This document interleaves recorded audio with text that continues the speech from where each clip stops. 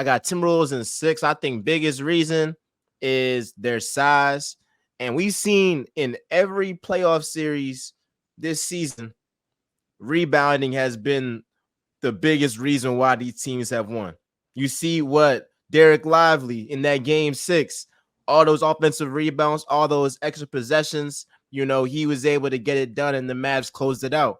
I know personally, my Sixers, they went ahead and was giving up offensive rebounds to Josh Hart and Isaiah Hartenstein. One, because Joel Embiid was on one leg, but nonetheless, these guys are getting rebounds. That's the reason why the Sixers lost. And so you talk about the Timberwolves and the Mavs, they got the size. Timberwolves got the size. Cat, Rudy Gobert. And Rudy Gobert is going to be defending Daniel Gafford and Derek Lively. You talk about going from Jokic to, and I like Derek Lively. I seen him back in Philly because he was in the same league as my school. But it's a big difference from Jokic, a 3-time MVP, to Daniel Gafford and Derek Lively. So I think he'll show what it means to be the defensive player of the year for once. And I got them. I think the last thing, I don't really trust, PJ Washington and Derrick Jones Jr. to replicate what they did. They were phenomenal, but do I expect PJ to be damn near a third star again? I don't know. Do I expect Derrick Jones Jr. to hit 4 threes and 20-plus points in a closeout game? I don't expect that. So I want to know your thoughts on the West first, then we'll get into the East. Go ahead, P. First of all, why you always find a way to throw the Sixers in there? Like, he always finds a way to throw Embiid. They are irrelevant. Let them be where they at. Feel me? Your team, the Celtics might be really irrelevant. Celtics. Let's put this. I got the C's. I got Celtics in 5. I got the Mavs in 6. Why I got the Celtics in 5? I just think. Well, go to West first. Go to West first. I'm gonna go East. Okay, got the West. So for the Western Conference, I got the Mavs in 6 because I think the matchup of like answering the bell for Jamal Murray is one thing.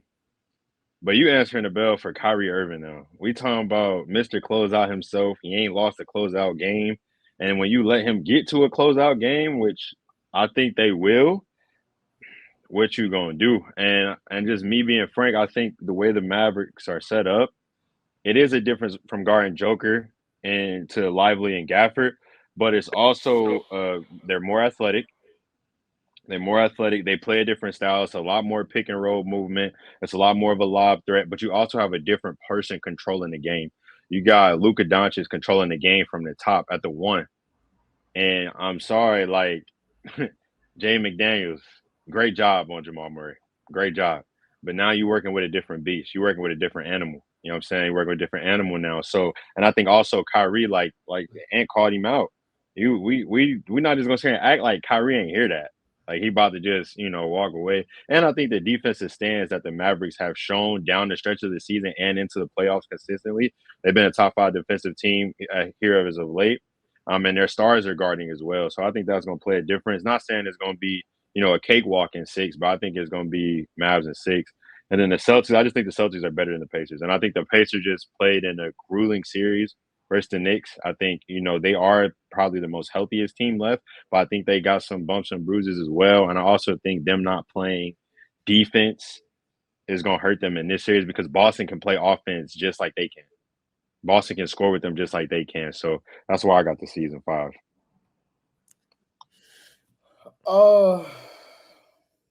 Give me the Timberwolves in 7.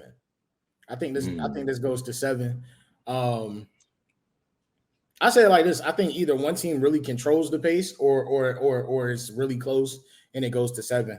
The defensive side, I think Jaden McDaniels and what's your other boy with the hyphenated last name?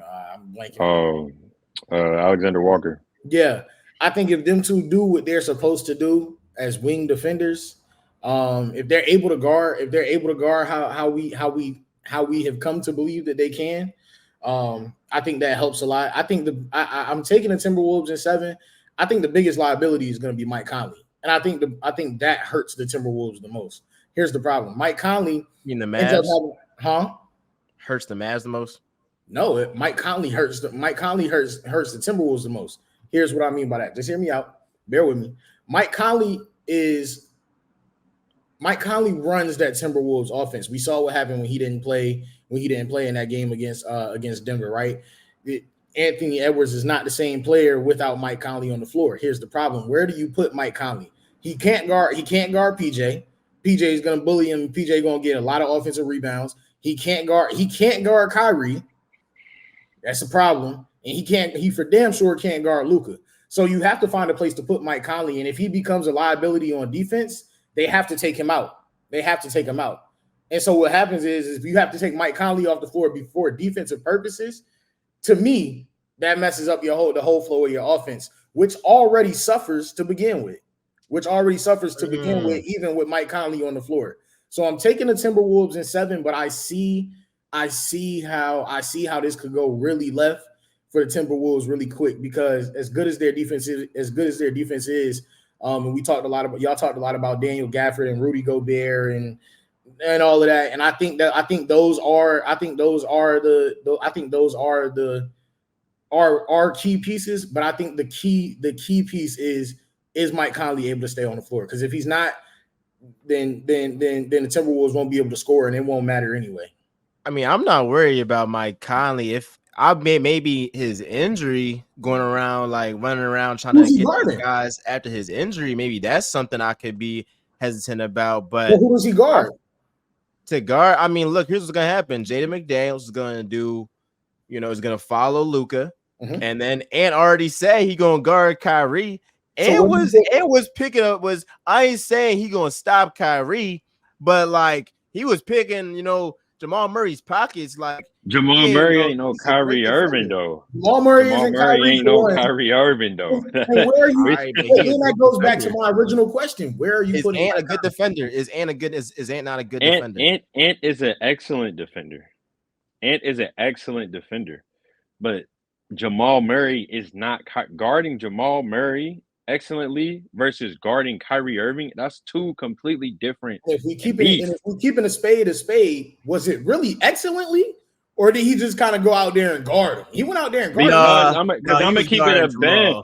He was guarding Jamal, but Jamal also had some moments where he got off too. That's what I'm saying. He had some, and don't get me wrong, they guarded them by committee.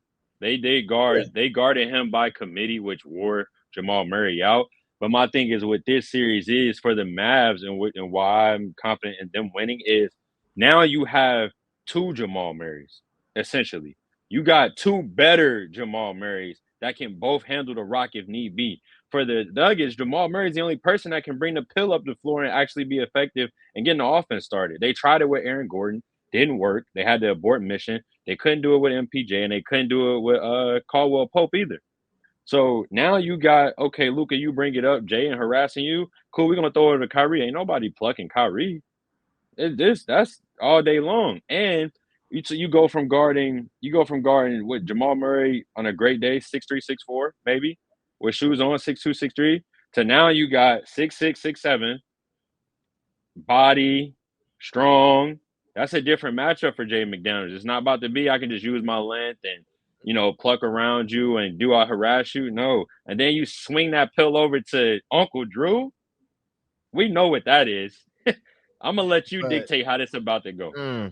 I think the reason why the Mavs beat the Thunder, it wasn't just because actually Kyrie and Luka, they ain't go off the way that I think all of us thought they were against the Thunder. They ain't have no 40 ball. Kyrie didn't have multiple 30-point games.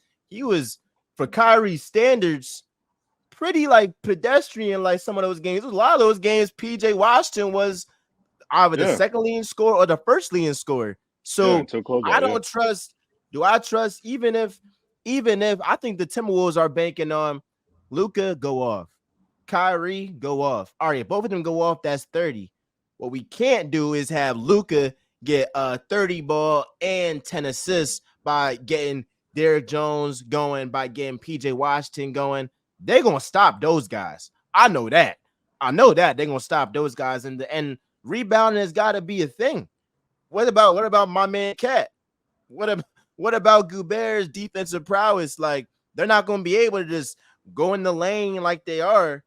Something crazy. They got a legit rim The protector. Mavs rebound though. I ain't gonna lie. The Mavs rebound though. I ain't gonna lie. Kyrie's Nah, whole not career, like the. no, nah. yes they do. Yes they do. The Mavs rebound. And Kyrie's whole career, he's been killing Rudy Gobert. The problem is Rudy Gobert plays in drop coverage. You can't play drop coverage against Kyrie. That's what I'm saying. You can't play drop coverage. Listen, I'm telling y'all who I want to see win. I want the Timberwolves to win at 7. I don't know if it's gonna happen. I want it to. I really don't. Bro, I really don't. No, we're not doing this. We're not doing this. Oh, I want them to win. Because then if the Mavs win, you got 2 outs. No, we're not doing that. No. This is what I'm saying. The reason why I don't want the Timberwolves to win, or honestly, I feel like whoever win this finals for the 3 American guys is a step closer to being a face of the league.